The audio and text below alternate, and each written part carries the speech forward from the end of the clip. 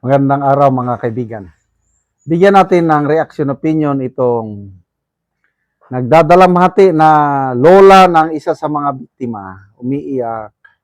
Napakabait ang aking apo. Bakit ganun ang nangyari? Yung mga parents daw ng mga bakit pinabayaan ng kanilang mga anak na napakasakit. I can just relate sa pagdadalamhati ng isang lola na ito. Pakinggan natin siya. Porket bata, hindi sila mananagot. Tapos, yung mga may-ari, may nagbigay ng mga baril sa kanila, yung mga tsaya nila, o ano nila yon, tatay nila. Paano yun? Ganun na lang ba yun? Wala bang ito? Walang justisya? Ganito na lang ba? Napakabait na apo ko. Wala siyang record sa eskwelahan. Baon niya, binibigay niya sa mga kaklase niya. Bakit ngayon naging ganyan yung apo ko? Anong gagawin namin? Paano po ito? Tulungan niyo po kami magkaroon ng justisya yung apo ko. Hindi po siya nabubuli. Siya po yung pinuhuli. Hindi po siya nabubuli. Mabait po yung apo ko. Hindi po totoo yung sinasabi nila nabubuli yun. Tingnan nyo naman po yung katawan niya. Magaling po sila sa baril. Sinadya po nila yun. Tulungan niyo po kami. Mabigyan ng justisya yung apo ko. Kaya po kami dito para mabigyan sila ng magandang kinabukasan. Pero ngayon ito po sila. Iniwan po namin yung probinsya namin para makahanap buhay kami dito. Mabigyan ng magandang kinabukasan yung mga apo ko. Tapos ngayon, paano pa niya matitigman yun? Andiyan na siya. Asan ang justisya dito? Tulungan niyo po Yes, kami. Tulungan niyo po. Kaya po kami narito, ma'am. Not to mention, ma'am, mula ho sa Maynila, kaya ho kami pumarito para gagampanan ho namin yung tungkulin namin sa lipunan. Makakaasa po kayo, makakaasa po kayo. May awa sa kalooban ho ng mahal na Diyos naman. Naniniwala, ma'am, na ito'y bullying lamang o meron pang kailangang imbestigahan ng mas malalim ang mga otoridad? Hindi po ito bully kasi magagaling po sila magbarel, magmarel. Nakita naman po ninyo yung mga pinopost na anuman man po yung mga cellphone nila. Maraming lumabas na issue dun sa mga conversation na lumabas dun sa mga cellphone nila. Forget bata! Ayan. Bully? Hindi ako naniniwala. Hindi sila mananagot. Yung namaril, biktima ng pambubuli. May baril nga eh. Kaya napakasakit ito. Nananawagan ng hustisya. Ano ngayon? Senator Kiko Pangilinan, sumagot kayo. Nananawagan ng hustisya itong mga kamag-anak ng mga biktima. Ano ngayon yung batas na ipinasa ninyo? Katulong? Lumakas ang loob nitong dalawang suspect na ito. Mababasa doon sa text messages nilang dalawa. Matapang sila dahil hindi sila makukulong. Nandun. Mabuti nga at nailabas. Makarelate ako dito sa lola. Kasi nga, may mga apo ako, kami, 4, 2 nasa high school na, 2 grade 1, yung isa kinder. Ano na lang mangyari? Pinadala mo ang apo mo sa eskwelahan para matuto, para may magandang kinabukasan. Isang araw, bangkay na siya. Dahil sa mga minor de edad na, ay nako. Ano na ngayon?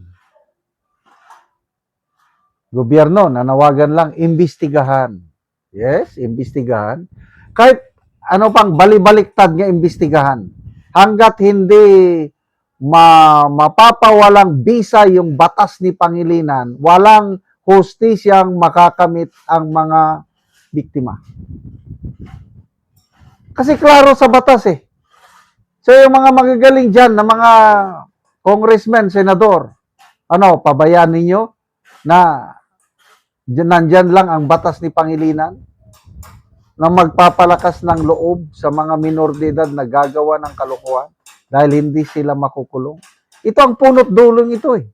Yung batas, Pangilinan, law na yan na 15 and hindi na makukulong.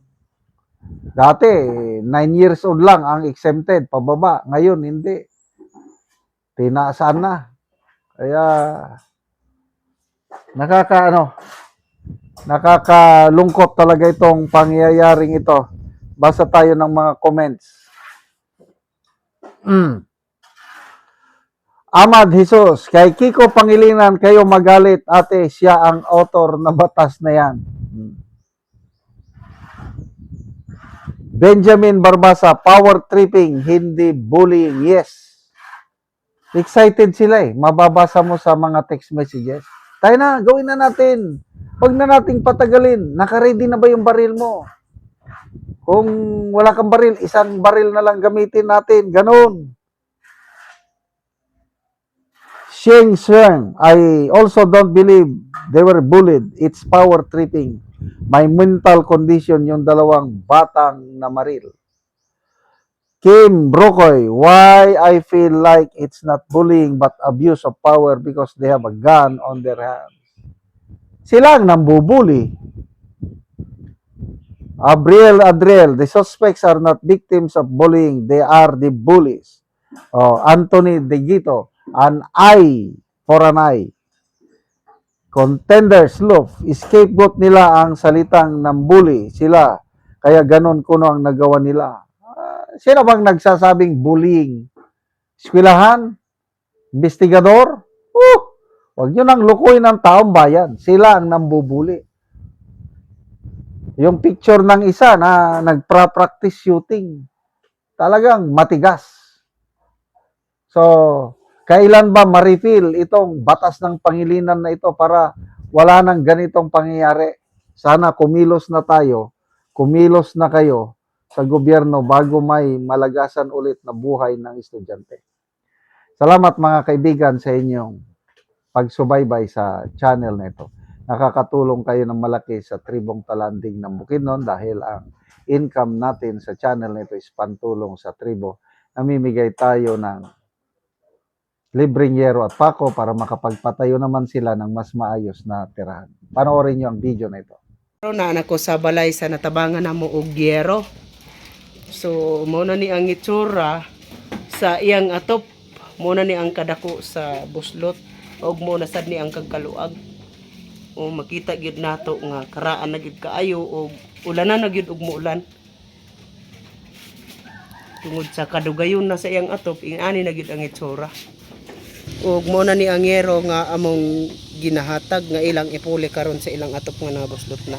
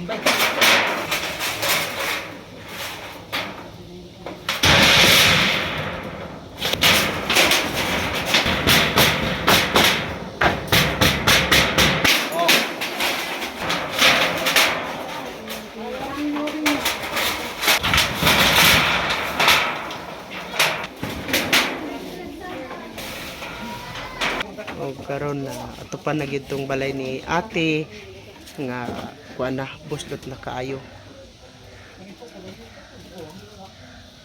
Kita gyud nato nga napulihan na tong mga buslot.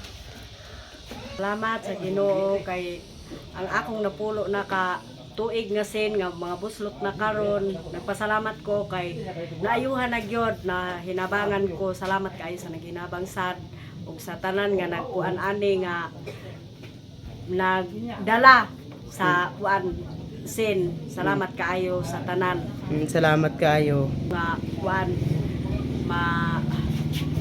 kuan pa nga ni nga kuan nga ang tanan nga kan matabangan sa aning hinabang. Salamat kayo. Salamat.